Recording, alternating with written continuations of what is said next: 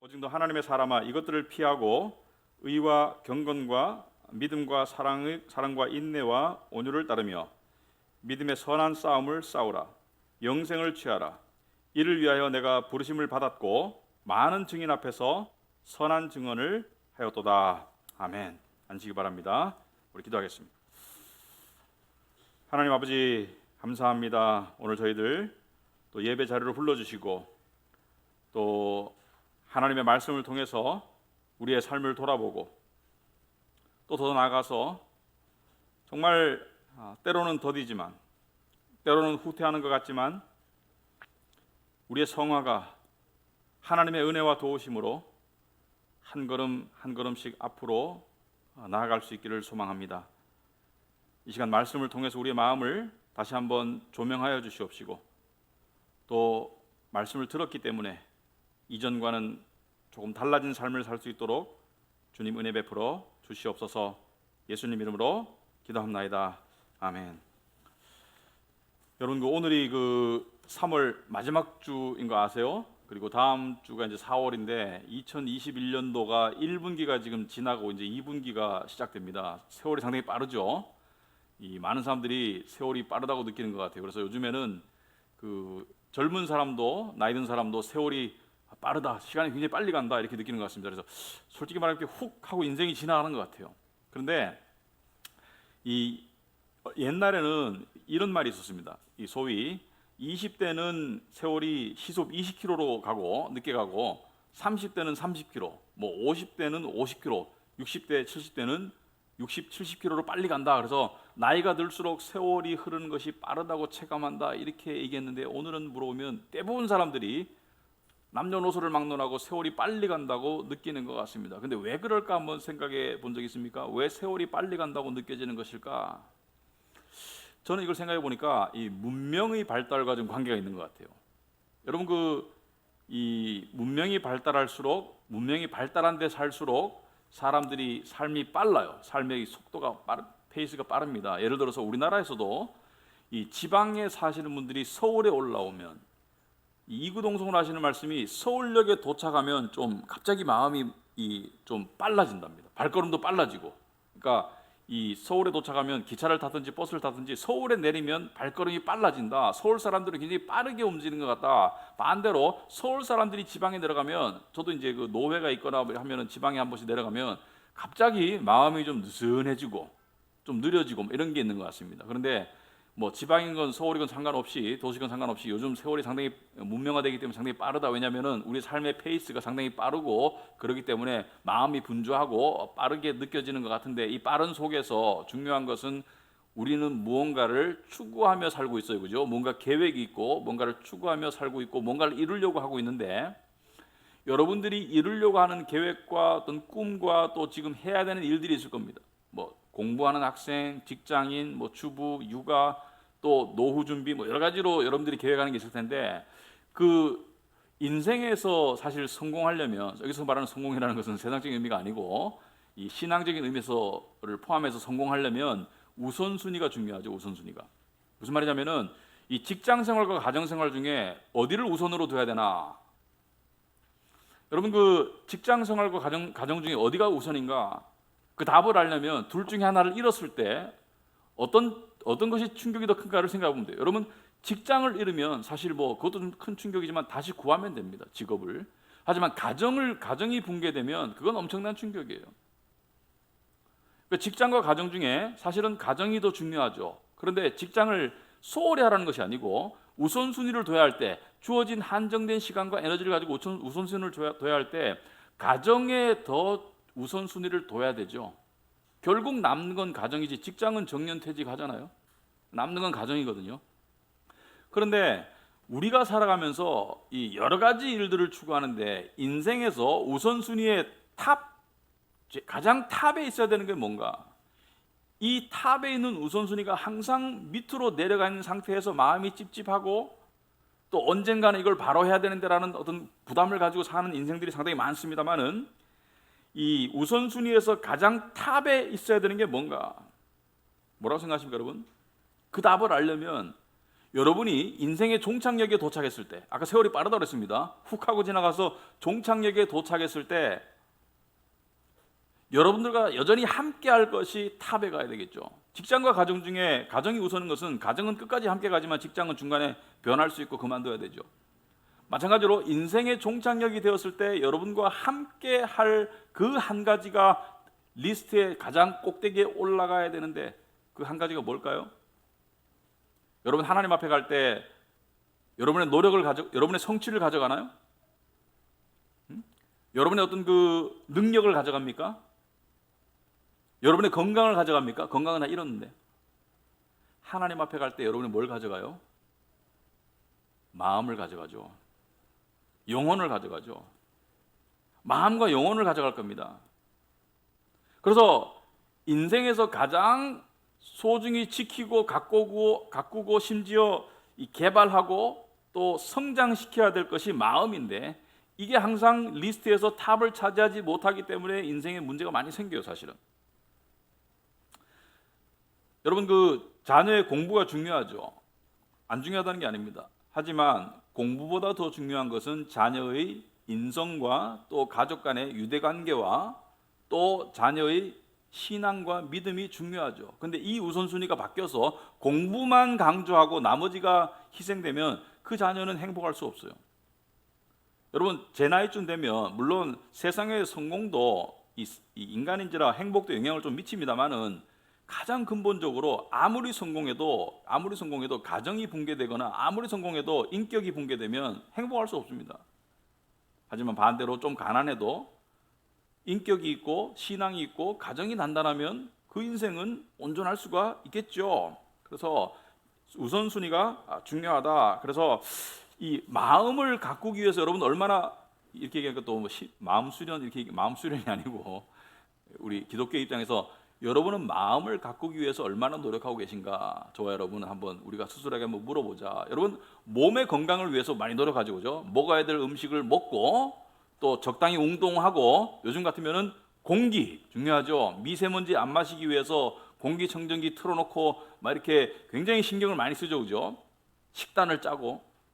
근데 마음에게 올바른 양식과 신선한 공기를 공급하기 위해서 얼마나 노력하나?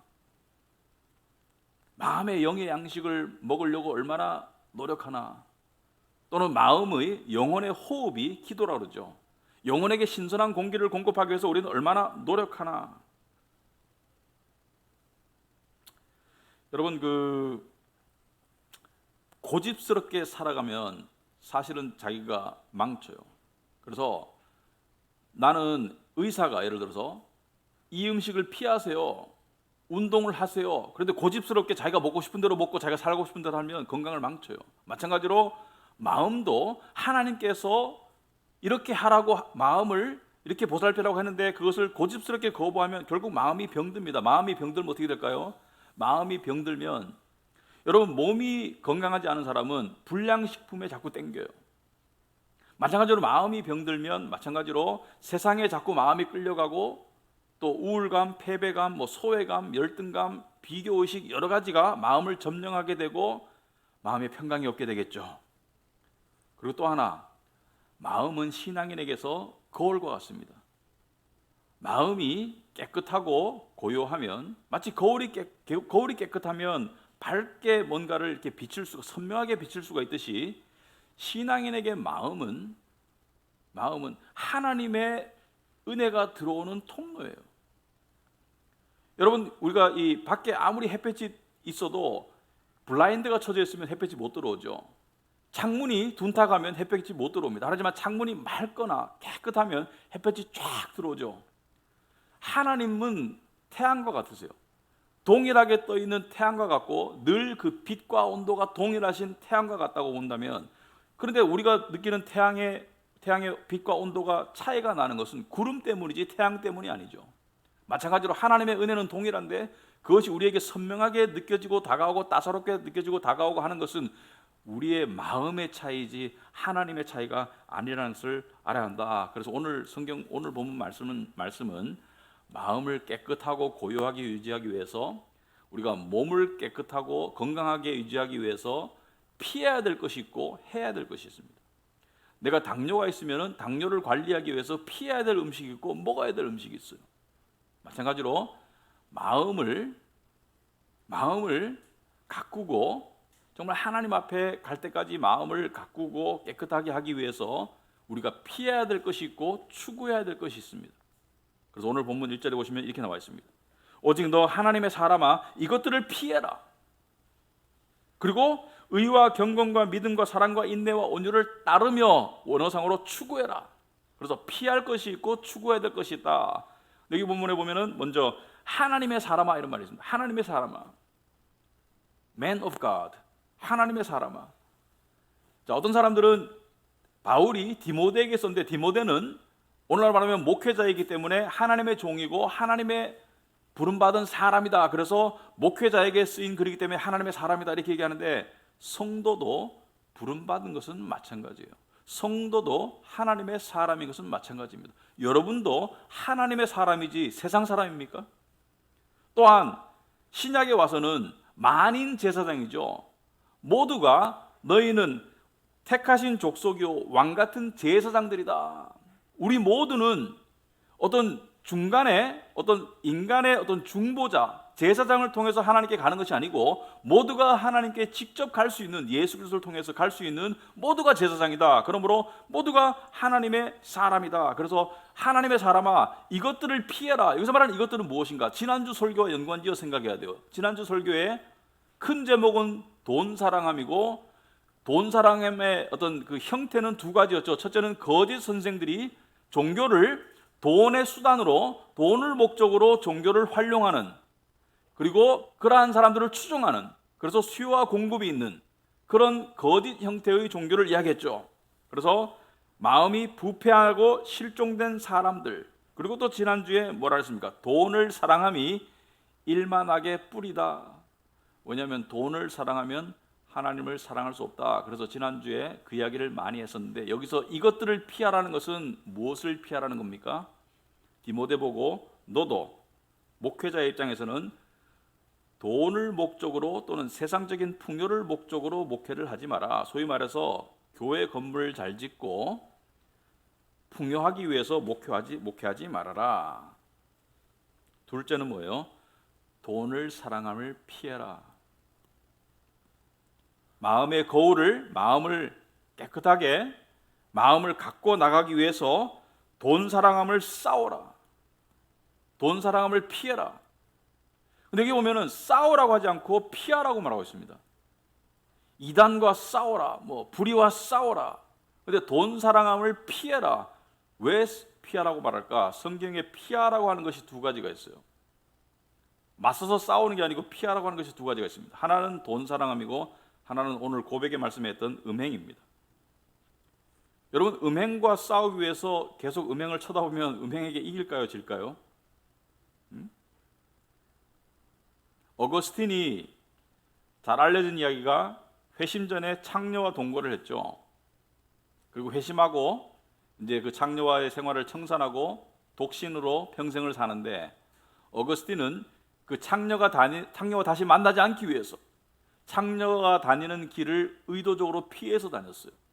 창녀가 무서워서가 아니고 음행을 피하기 위해서. 왜냐하면 다시 얼굴 보면 또 그 길로 빠질까 봐. 여러분 돈 사랑함도 마찬가지예요. 돈을 계속 쳐다보고 돈에 관한 뉴스를 계속 보면 돈 사랑함이 줄어드나요? 늘어나나요? 돈의 유혹이, 돈에 대한 갈망이, 돈에 대한 근심이 늘어나죠. 그래서 제가 지난주에 말씀드렸죠. SNS를 조심해라. 요즘 보면은 뉴스의 한 8, 90%는 경제 뉴스죠. 특히나 누가 갑자기 돈을 많이 번 사람들 이야기를 들으면 돈 사랑함이 줄어듭니까? 돈에 대한 어떤 그런 갈망과 갈등과 불안이 늘어납니까? 좋은 집, 좋은 차, 뭐 좋은 옷 자꾸 바라보면은 돈 사랑함이 줄어듭니까? 돈 사랑함이 늘어납니까? 그래서 피하라는 거예요. 그래서 피하라는 것이다. 그래서 피할 거를 피할 줄 아는 것이 중요하다.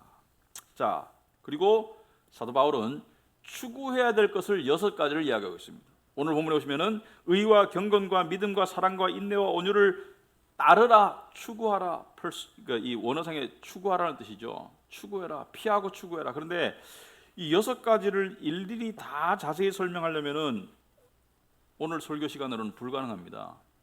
그래서 하나를 콕 집어서 하고 싶다. 그래서 저는 이 중에 뭘 집을까? 온유를 집겠습니다. 온유를 집겠다. 사실은 이 6가지가 다 그리스도의 속성이죠. 그리스도는 의로우시고, 그리스도는 경건하시고, 그리스도는 믿음이 온전하시고, 그리스도는 사랑이시고, 그리스도는 인내시고, 그리스도는 온유다. 그리스도인데 마음을 가꾸어 간다는 것은 그리스도를 닮아가는 것이죠. 다른 말로 말하면 그리스도를 닮아가는 것이 마음을 가꾸어 가는 것인데, 그리스도를 닮아간다는 게 뭐예요? 여러분 생각해 봤습니까? 날마다 그리스도를, 주님을 닮게 하옵소서. 그리스도는 하나님의 아들이시고 하나님이시죠. 닮을 수 있습니까? 그리스도는 십자가에 죽으시고 부활하셨죠. 닮을 수 있습니까? 그리스도는 교회의 머리죠. 닮을 수 있습니까? 그리스도는 다시 오실 심판주죠. 닮을 수 없어요. 왜냐하면 그리스도는 창조주이시고 우리는 피조물로서 차원이 다르기 때문에 이런 것을 닮으라는 것이 아니고, 그리스도를 닮으라는 것은 그리스도의 뭘 닮으라고? 마음을 닮으라는 것이죠. 마음 이야기를 하고 있는 거예요. 그리스도의 마음을 닮아라. 마음은 우리의 어떤 일부가 아니고 마음은 그 존재의 핵심이죠. 그래서 그리스도를 닮아라. 그리스도의 마음을 닮아라. 여러분, 그리스도의 마음이 어떤 마음입니까? 제가 질문을 자꾸 하는데, 그리스도의 마음, 누가 여러분에게 그리스도의 마음은 어떤 마음입니까? 물었을 때 여러분 뭐라고 대답하시겠습니까? 뭐 사랑이시다, 뭐 여러 가지 나오겠죠. 여러분, 그 그리스도에 관한 그 그리스도의 삶, 그리스도의 말씀, 그리스도에 관한 그 행적, 그리스도에 관해서 가장 많이 쓰여진 책이 사복음서죠. 마태, 마가, 누가, 요한은 그리스도에 초점이 맞춰져 있죠. 물론 모든 성경이 그리스도에 관한 것이지만 특별히 직접적으로 그리스도의 삶과 행적을 언급한 것이 복음서이죠. 사복음서가 총 몇 절이죠? 89절로 되어 있습니다. 89장으로 되어 있습니다. 총 4개 책을 다 더하면 89장이고, 절은 몇 개냐면은 절은 3779절이에요. 4000개 가까워요. 3779절 중에 그리스도께서 나는 내 마음은 이렇다라고 표현하신 곳이 몇 군데 있을까? 사복음서에 딱 한 군데 있어요. 여러분이 한 군데 더 찾으면, 직접적으로 언급하신 한 군데 더 찾으면 제가 밥 사줄게요. 딱 한 군데 나옵니다. 그것이 우리가 좋아하는 말씀이죠. 수고하고 무거운 짐진 자들아 다 내게로 오라. 마태복음 11장 28절, 그 밑에 29절 한 절에 나와 있습니다. 여러분 주부에 보시면은 잘 아시는 말씀이지만, 수고하고 무거운 짐진 자들아 다 내게로 오라. 내가 너희를 쉬게 하리라. 참 이게 굉장히 요 말씀 잠깐 하자면, 의로운 자들아 내게로 와라, 열심히 신앙생활하는 자들아 내게로 와라가 아니고 수고하고 무거운 짐진 자들아 다 내게로 오라는 것은 인생이 고달프다는 것을 이야기하죠. 수고하고 무거운 짐진 자들아 다 내게로 오라. 내가 너희를 쉬게 할 것이다. 저는 정말 일주일에 6일이라고 바쁜데요. 육신적인 쉼을 말하는 게 아니고 영혼의 쉼을 말하죠. 쉼을 줄 것이다. 그리고 2절에 뭐예요? 나는 그리스도께서 마음이 어떻다고요? 온유하고 겸손하다. 딱 한 군데요. 그리스도께서 나는 내 마음은 온유하고 겸손하다. 저는 이 말씀이 참 아이러니한 게, 그리스도께서는 오히려 마음이 단단하시고 확고하시다, 바위보다 더 단단하시다, 이렇게 말하면 좀 더 어울릴 것 같아요. 정말 하나님의 아들이시고 십자가를 지셨는데 그 마음이 단단하다, 나는 불굴의 마음을 가졌다, 그게 아니고 나는 마음이 온유하고 겸손하다. 아까 사도 바울이 추구하라는 것 6가지 중에 의부터 쭉 해가지고 제가 온유에 포커스를 맞추겠다 그러죠. 온유다. 온유에 대해 생각해보죠. 온유가 뭐냐? 온유가 뭐냐? 온유는 일반적으로 할 때 부드러움이죠. 부드러움. 근데 여기서 말하는 온유는 뭐냐? 온유는 나약함은 아닙니다. 성경에서 말하는 온유는 나약함은 아니고, 여기서 말하는 온유는 종합적으로 말하자면 어린아이와 같은 부드러운 마음으로 부모를 신뢰하고 순종하는 것을 말합니다. 어린아이와 같은 부드러운 마음으로 하나님 아버지를 신뢰하고 순종하는 것을 온유라고 그런다. 이 부드러움은 사람을 향해서 부드러움으로 다가갈 수 있어요. 어린아이와 같은 온유함으로. 그래서 예수님께서는 같이 우셨죠. 어린아이와 같은 부드러운 마음으로 하나님 아버지를 신뢰하고 순종하는 것을 온유라고 한다. 그래서 온유는 믿음 상태와 같아요. 여기서 말하는 온유는 나는 저 사람 믿음은 없는데 온유해, 이거는 세상적인 온유함이고, 성경에서 말하는 온유함은 믿음을 내포한 온유함이죠. 어린아이와 같은 마음으로 아버지를 믿는 것이 온유함이에요. 반대는 뭐죠? 불신앙이고 딱딱한 마음입니다. 여러분 성경에 보시면은 하나님께서 예를 들어서 히브리서 3장 8절에 광야에서 이스라엘 백성들이 나를 시험하던 날에 거역하던 것 같이 너희 마음을 완고하게 하지 말라. 여기서 말하는 완고하시는 딱딱하게 하지 마라. 마음을 딱딱하게 하지 마라. 이 딱딱함은 불신앙을 말합니다. 불신앙으로서 딱딱해지는 것을 말하고 온유함은 신앙으로서 부드러워지는 것을 말해요. 그래서 성경에서는 이 하나님께서 이 불신앙을 또는 마음의 안 좋은 상태를 뭐라고 말합니까? 목이 뻣뻣하다 또는 마음이 딱딱하다, 강팍하다, 돌밭이다 이렇게 말하죠. 그래서 온유는 신앙 상태이고 마음이 무뎌지고 딱딱한 것은 불신한 상태이고 이 불신한 상태로 가는 가장 일반적이고 가장 분명한 길이 세상을 사랑하는 것이다. 그리고 돈을 사랑하는 것이다. 돈을 사랑하고 돈 때문에 염려하고 걱정하는 것이 바로 신앙을 죽이고 마음을 딱딱하게 하는 지름길이라면 마음을 키우기 위해서 피해야 합니다. 여러분 성경이 왜 돈 이야기를 자꾸 할까? 지난주도 돈 사랑함에 관한 이야기, 오늘도 이것들을 피하라는 이야기. 왜 자꾸 할까? 왜냐하면 그만큼 이 문제가 심각하고 이 문제가 극복하는 데 시간이 많이 걸리고 영적인 훈련이 많이 들기 때문이에요. 교회 안의 사람들도 문제의 90% 이상은 돈과 연결되어 있습니다. 직간접적으로. 그래서 돈 사랑함이 일만하게 뿌리다.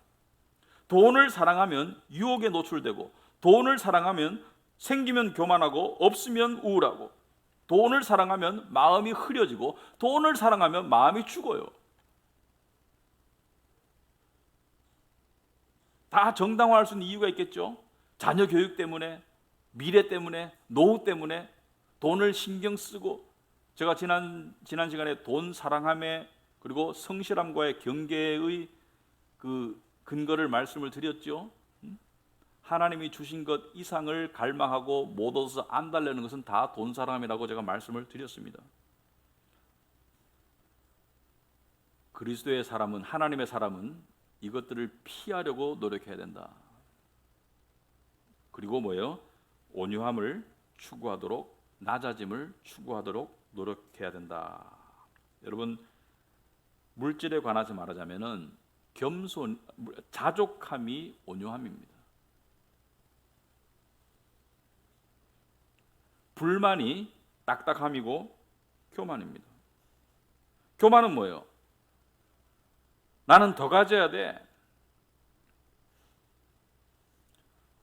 우리가 하나님의 절대 주권을 믿는다면 내가 가지고 있는 모든 상황은, 경제적인 상황을 포함한 모든 상황은 하나님께서 허락하신 상황이고 하나님께서 허락하신 상황은 나에게 필요한 상황이고 하나님께서 내가 돈을 더 가져서 더 나에게 유익이 된다면 주실 겁니다. 그래서 진정한 신앙인은 뭐라 했습니까? 마음을 하나님이 주신 상황에 맞추는 것, 낮추는 것이 신앙이지 상황을 마음에 낮추려고 바둥바둥거리는 것이 바로 불신앙이고 그게 마음을 망치는 길이에요. 그래서 돈 사랑함은 피상적인 문제이고 진정한 문제는 마음의 문제입니다. 여러분 그리스도의 낮아짐과 겸손에 대해서 한번 생각해 보자. 예수님께서 나는 마음이 온유하고 겸손하다. 여러분은 어디까지, 여러분이 지금 3층에 살고 있다면 어디까지 내려가도 괜찮겠어요? 1층 가면 괜찮겠어요? 지하실 가도 괜찮겠어요? 예수님은 어디서 가셨나요? 가장 높으신 분이 가장 낮은 자가 되셨어요. 하나님의 아들이 인간의 모습으로 오셨다는 자체가 엄청나게 낮아지심이죠. 말할 수 없는 낮아지심인데 거기서 죄인이 되셨어요. 그래서 빌립보서 2장 6절에 그는 근본 하나님의 본체시나 하나님과 동등됨을 취할 것으로 여기지 아니하시고 오히려 자기를 비워 종의 형체를 가지사 사람들과 같이 되셨다. 그리스도가 사람들과 같이 되셨고 사람의 모양으로 나타나사 거기서 멈추는 것이 아니고 자기를 낮추시고 죽기까지 복종하셨으니 그 십자가에 죽으셨다. 나는 마음이 온유하고 겸손하다. 하나님께서 여러분을 어디까지 낮추실 수도 있어요. 그러나 그것을 받아들이고 그 속에서도 하나님의 선하신 뜻이 있음을 받아들이는 것이 온유하고 겸손해지는 것이다. 여러분, 우리가 마음이 온유하고 겸손해질 때 우리의 마음이 거울이 깨끗해집니다. 그래서 어떤 사람은 사실은 돈을 잃어서 마음이 온유하고 겸손하는데 도움이 될 수가 있어요. 그렇게 되면 어떻게 됩니까? 하나님의 은혜가, 그 광채가 더 환하게 우리의 내면으로 들어오죠. 그러면 우리가 어떻게 돼요? 변화합니다. 사람은 스스로 변화시키는 게 아니에요. 진정한 변화는 하나님의 은혜가 변화시키는 겁니다. 하나님의 은혜가 우리 안에 들어올 때 우리가 은혜를 통해서 달라지는 거예요. 근데 그 은혜가 들어오게 하기 위해서 우리가 마음의 거울을 항상 깨끗하게 유지해야 되는 거예요. 하나님께서 때때로 여러분에게 좋은 직업과 또 좋은 수입을 주셨을 때도 감사하시고, 하지만 하나님께서 그 직업을 앗아가시고 또 여러분을 궁핍한 가운데 두셨을 때도 이유가 있을 것입니다. 그 모든 것 가운데 하나님은 뭘 원하세요? 세상과 물질을 바라보지 말고 나를 의지하거라. 나를 의지하거라. 여러분, 우리가 이 속고 사는 거짓말 중에 가장 대표적이고 심각한 거짓말이 이것입니다. 무엇이냐면은 상황 때문에 내 삶이 힘들고 불행하다. 물론 그럴 수 있습니다. 그렇게 느껴지겠죠. 이 상황 때문에 내가 힘들고 불행하다. 하지만 그 어떠한 상황도 근본적으로는 마음의 문제예요. 상황 때문이 아니고 근본적으로는 마음의 문제입니다. 마음의 문제예요. 왜냐하면은 저는 그런 간증은 없습니다만은, 예를 들어서 기독교인 중에 정말 감옥에 끌려가가지고 믿음 때문에 순교까지 가시는 분들이, 순교 거의 직전까지 가신 분들이 그 감옥 속에서 못 먹고 두드려 맞고 어둠 가운데 막 여러분 감옥에 이와 벼룩이 막 돌아다니고 쥐가 돌아다니고 그 속에 있으면서 정말 처음에는 육신이 너무 힘들고 고통스러웠는데 마음이 하나님께 전적으로 향하니까 내가 있는 곳이 바로 천국이더라, 이런 간증하는 사람들 들어봤습니다. 그것이 가능하다면 우리가 지금 현재에서 어떤 상황에 처하든지 간에 마음이 하나님을 향하는 그 길이 정답이다. 상황 때문에 힘든 게 아니에요. 마음 때문에 힘든 것이지. 그리고 마음이 하나님을 전적으로 향하면 상황이 달라지게 되어 있습니다. 여기서 말하는 상황이 달라진다는 것은 부자가 된다 이런 뜻은 아니에요. 오해하지 마시고.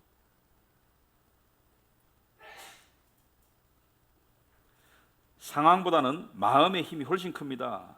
반대로 말해서 상황과 형편이 아무리 풍족하고 아무리 좋아도 마음이 엉망이면 불행한 거예요.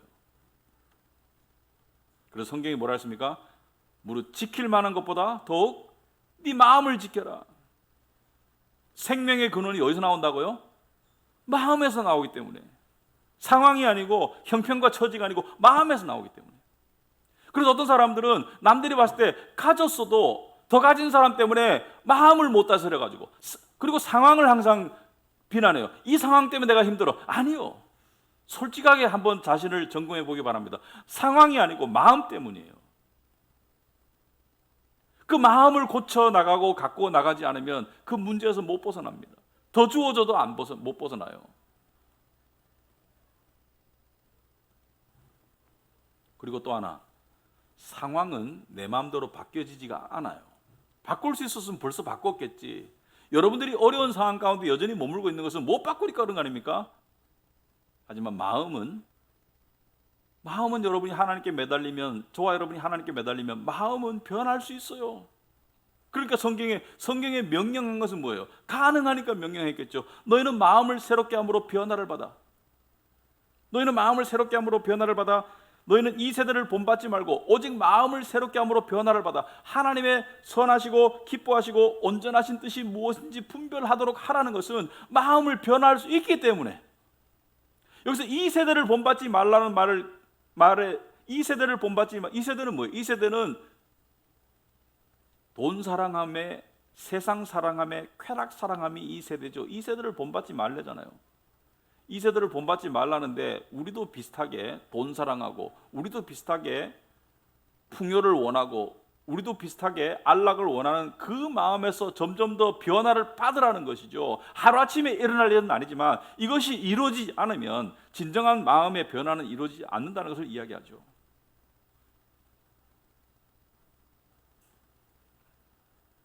저는 보면 참 아이러니한 게, 제 주변의 그 친구들을 보면은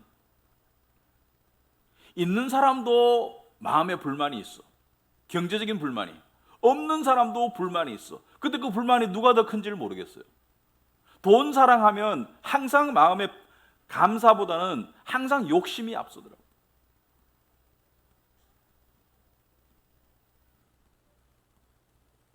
여러분, 우리는요 매일매일 영적 전쟁을 치르고 있습니다. 우리의 마음을 파괴하려는 세상과, 사탄이 세상을 통해서 우리를 유혹하고, 우리를 위협하고, 우리를 두렵게 만들고, 또 우리 육신도 거기에 반응하고, 육신은 하나님께 속한 것이 아니죠. 육신은 여전히 죄에 속해 있죠. 육신도 반응하고, 세상과 육신이 협공해서 함께 합력해서 우리의 마음을 공격할 때 우리가 어떻게 마음을 지킬 능력이 있는가? 지킬 수 없습니다. 하나님이 지켜주셔야 되지. 그래서요, 가장 준비된, 하나님께 의지할 가장 준비된 마음은 스스로 절망하는 마음이에요. 끝까지 가서 내 힘으로는 안 되겠다. 그때가 하나님을 의지할 수 있는 가장 좋은 기회이다. 오늘 12절에 믿음의 선한 싸움을 싸워라. 성령의 검, 곧 말씀을 가지고 싸워라.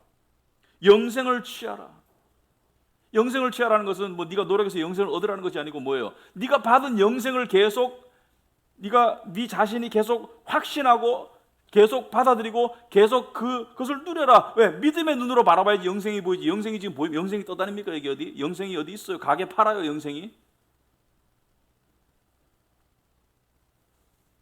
그리고 또 네가 부르심을 받았고 많은 증인 앞에서 선한 증언을 하였도다. 여기서 말하는 너는 디모데를 말합니다. 부르심을 받았고 디모데는 많은 증인 앞에서 선한 증언, 설교를 했겠죠. 가르침을 했겠죠. 이 말은 무슨 말이냐면은 너 디모데야, 설교자야, 네가 가르치는 대로 살도록 싸우거라, 노력하거라. 성도들에게는 들은 대로 살도록 노력하거라.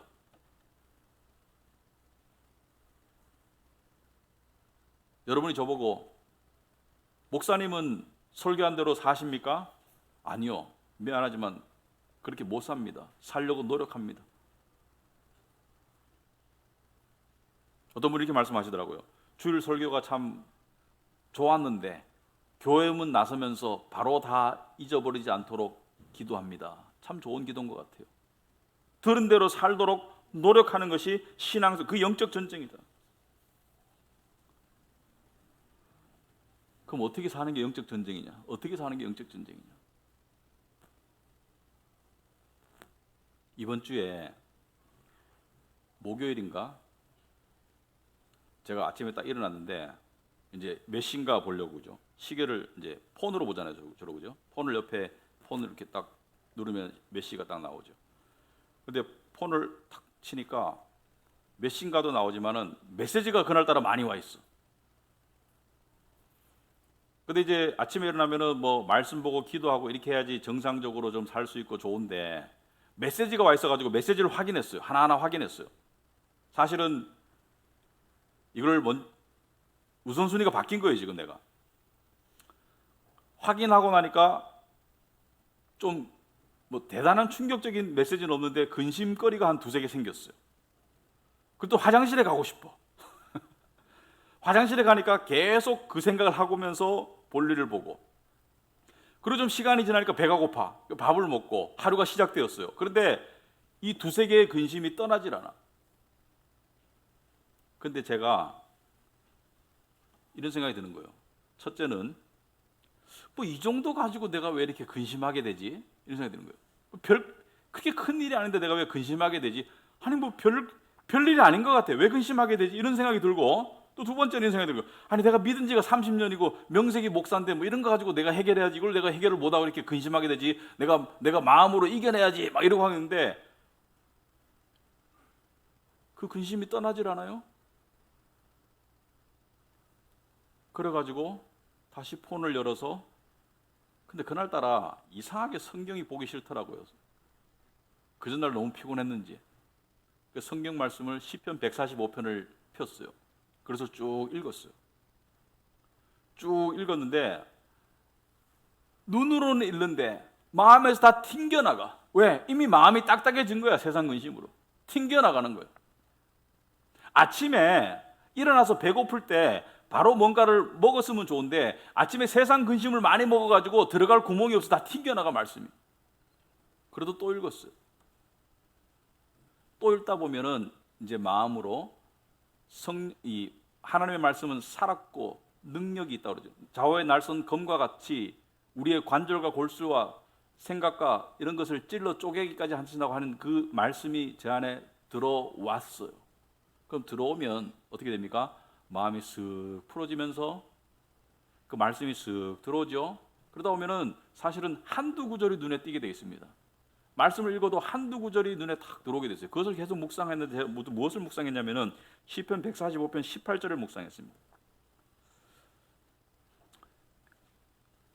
시편 145편을 쭉 읽다가 18절에 제 눈이 꽂혔어요. 여호와께서는 자기에게 간구하는 모든 자, 여기서 간구하는 모든 자, 곧 진실하게 간구하는 모든 자에게 가까이 하시는도다. 그런데 이게 영어나 다른 말을 읽으면은 가까이 하신다라는 말이 먼저 나와요. 자기에게 간구하는 모든 자에게 가까이 하신다. 이 말씀을 읽으면서 기도가 나왔습니다. 내가 고민하던 두세 가지의 문제를 하나님께 간구했어요. 그 전에 내가 이 한 2시간 동안 괴로워하던 문제를 간구했습니다. 근데 사실 큰 문제는 아니에요.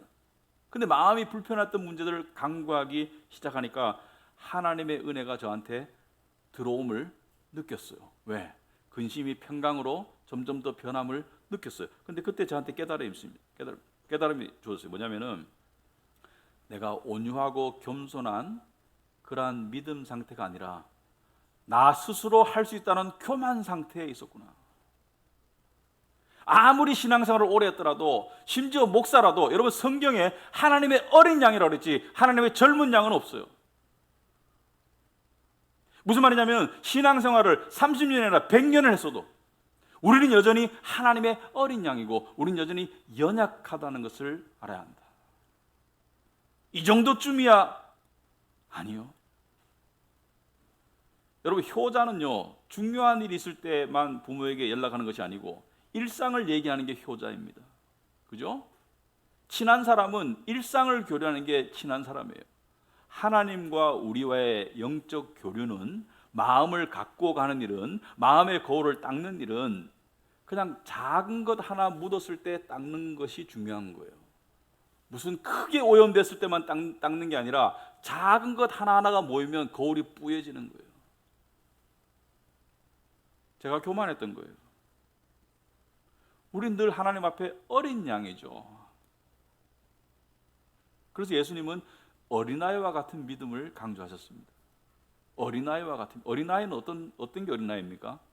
아침에 일어났을 때 어린아이가 하는 일이 뭐예요? 가장 먼저 하는 일이.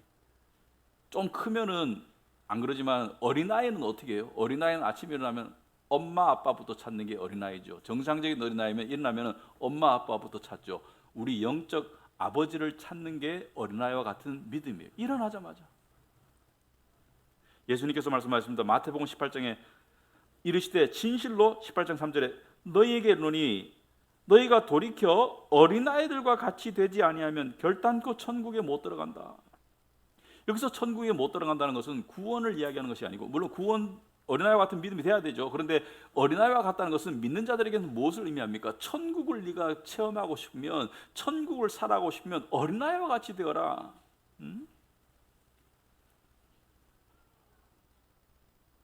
제가 신앙생활을 30년을 하면 뭐합니까? 항상 어린아이예요.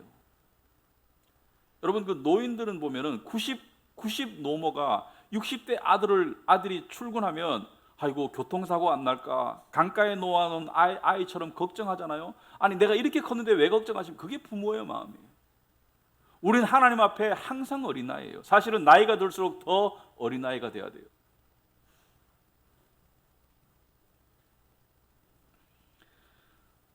말씀을 정리하자면은, 외적으로는 세상을 향한 욕심, 특히 돈 사랑을 자꾸자꾸 피해라. 자꾸자꾸 피해라. 내적으로는 뭐예요? 내적으로는 온유와 겸손의, 순종의 어린아이와 같은 믿음으로 나아가라. 나 스스로 헤쳐나갈 수 있어. 이거 교만입니다. 물론 일이 해결될 수는 있겠죠. 하지만 마음은 변하지 않습니다. 딱딱한 상태로 남아있어요. 세상 사람들에게도 문제가 생기고 믿는 사람들에게도 문제가 생기는데, 믿는 사람은 왜 기도합니까? 그걸 통해서 하나님을 신뢰하고 순종하는 마음 상태로 나아가기 위해서. 그래서 아침에 일어나서 주님의 도움 없이는 오늘을 제가 온전히 살 수 없사오니, 일어나서 생각나는 것들을 다 하나님께 아뢰면 정말 그것이 마음을 가꾸는 첩경이라고 생각합니다. 마음을 가꾼다 해가지고 뭐 일주일에 한 번씩, 한 달에 한 번씩 뭐 대청소를 하는 것이 아니고, 물론 대청소도 필요하겠지만 매일매일 더러움을 깨끗하게 지워 나가지 않으면 녹슨 찌든 때는 벗기기가 힘들어요. 여러분, 우리 인생할 때 있습니다. 마음의 거울이 흐려지잖아요. 마음의 거울이 흐려지면 이런 생각들이 우리를 점령합니다. 신앙인들에게. 겉으로는 하나님 나를 사랑하신다고 말하지만 속으로는 이렇게 생각합니다. 하나님 나를 사랑하시지만 내가 하나님께 많은 실망을 드렸기 때문에 지금은 실망하실 거야. 은근한 노를 품고 계실 거야. 적당한 거리를 두고 계신 것 같아. 그런 느낌 들 때 있죠. 적당한 거리를 두고 계실 것 같아. 내가 같은 실수를 또 하고 또 망가졌는데 하나님 보면 오죽하겠어. 실망하시겠지. 당연히 실망하시겠지. 하나님은 완전히 의로우신 분인데 나 같은 사람 이제 좀 멀리 하실 수도 있고, 적당히 구원은 하시겠지만 별로 가까이 하고 싶지 않겠지. 실망하시기 때문에. 이게 사실일까요? 혹시 여러분 중에 그런 생각을 하고 있다면 그게 사실일까요? 그런 생각 하고 있을 겁니다. 저도 그런 생각이 들 때가 있는데요. 이게 사실일까요? 이게 다 흐려진 마음에서 나오는 잘못된 생각입니다. 하나님은 우리의 죄와 잘못 때문에 아프실 수 있어요. 하지만 우리를 향해서 실망해서 우리를 저버리시지는 절대로 않습니다. 여러분, 하나님의 손은요, 손가락질하는 손이 아니에요. 그리스도 안에서 우리를 향해서 하나님의 손은 항상 양팔을 벌리고 계시는 그 팔의 손입니다. 언제든지 우리가 달려오기를 기다리시는 그런 하나님의 손이에요.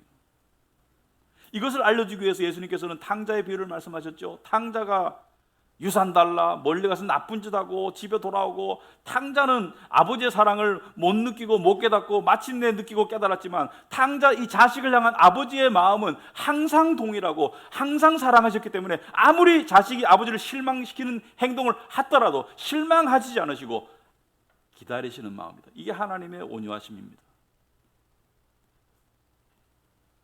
하나님께 나아가시기 바랍니다. 수시로 나아가시기 바랍니다. 그리고 힘들 때 더 나아가시기 바랍니다. 넘어졌을 때 더욱 나아가시기 바랍니다. 하나님은 손가락질 하시는 분이 아닙니다.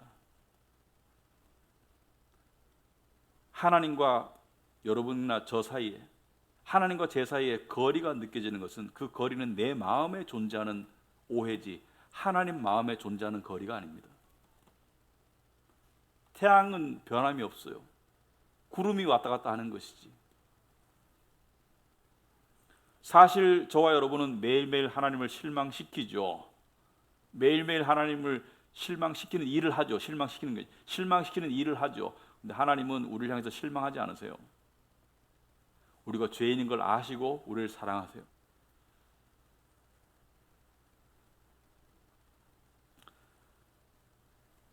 하나님 분명히 아십니다. 우리가 잘못과 실패를 자주 저지른다는 것을.